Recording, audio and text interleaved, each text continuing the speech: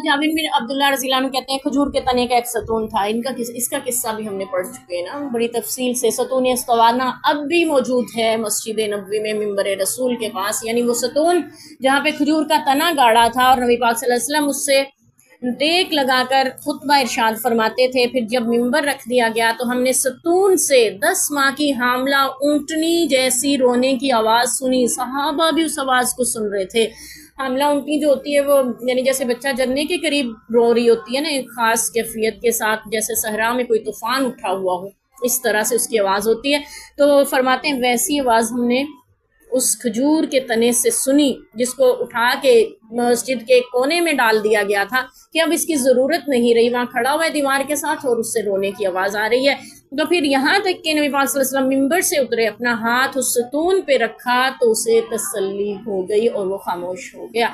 और यहाँ पे हमने पूरा किस्सा पीछे पढ़ा था, आपने फरमाया था कि अगर तुम चाहो तो अल्लाह तुम्हें हरा भरा कर दे, तुम्हारे लिए दुआ कर दूं, फिर से खजूर का दरख्त बन जाओ। उसने अर्ज़ किया था अल्लाह के रसूल नहीं, मैं खजूर का दरख्त बन के क्या करूँगा, मुझे तो आपका साथ चाहिए, मुझे जन्नत में आपका साथ चाहिए, मुझे आपकी जुदाई जो है मुझसे बर्दाश्त नहीं हो रही। अल्लाह के रसूल आप कहाँ, मैं आपके पास खड़ा होता था, आप मेरे साथ टेक लगाते थे, आपका पसीना जज्ब कर लेता था, अल्लाह के रसूल आपकी खुशबू सूंघता था, आपके बदन से मस होता था, मुझसे ये बर्दाश्त नहीं हो रहा, मुझे एक तरफ कर दिया और मिंबर ला के रख दिया गया। तो आप सल्लल्लाहु अलैहि वसल्लम ने फिर फरमाया था सहाबा, जब वो तसल्ली हो गई, खामोश हो गया, तो आपने फरमाया सहाबा इसे ले जाओ, दफन कर दो। सहाबा उसको लेके जब यानी खुतबा वगैरह बाद में लेके जाने लगे तो आपने फरमाया कहाँ लेके जा रहे हो, यहीं मेरे मिंबर के पास दफन कर दो, ये क़यामत के दिन यहीं से उठाया जाएगा और जन्नत में हबीब सल्लल्लाहु अलैहि वसल्लम का साथ यानी क़यामत तक के लिए अल्लाह ताला ने उसको अता फरमा दिया।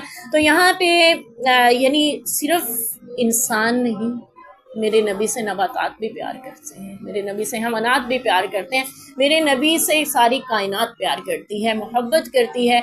एक तने से, खजूर का तना बेजान तना है, बेजान लकड़ी है, ठीक है, उसके बारे में यानी अपने ज़र्फ में माज़ शुअरा ने ये भी कहा हुआ है कि ए खजूर के तने तू काटा गया तो क्यों रोने लगा उस वक़्त जब नबी पाक से मिंबर पे तशरीफ़ फरमा हुए। तो अपने अल्फाज में उसकी कैफियत को बयान करने की कोशिश करते हैं कि खजूर के तने ने जवाब दिया कि जब मैं हरा भरा दरख्त था ना, मैं तब नहीं रोया जब मुझ पे तूफान गुजरते थे, बारिशें बरसती थी, मैं उनका सामना मुकाबला करता रहा, मैं नहीं रोया, लेकिन जब मुझे काट दिया गया मैं तब भी नहीं रोया, फिर मुझे धक्के दिए गए, इधर से उधर फेंका गया उठा के, मैं तब भी नहीं रोया। मैं कब रोया, जब मेरे हबीब सल्लल्लाहु अलैहि वसल्लम को मुझसे जुदा कर दिया गया। मैं उस वक़्त तक दरअसल बेजान था जब तक अपने हबीब से ना मिला था, मैं जब अपने नबी से मिला तो जान में जान तो आई ही तब है। यहाँ पे एक वो शेर भी कहा जाता है ना कि सुना था डूबने से जान चली जाती है, इश्क़ मुस्तफ़ा में डूबे तो जान में जान आ गई।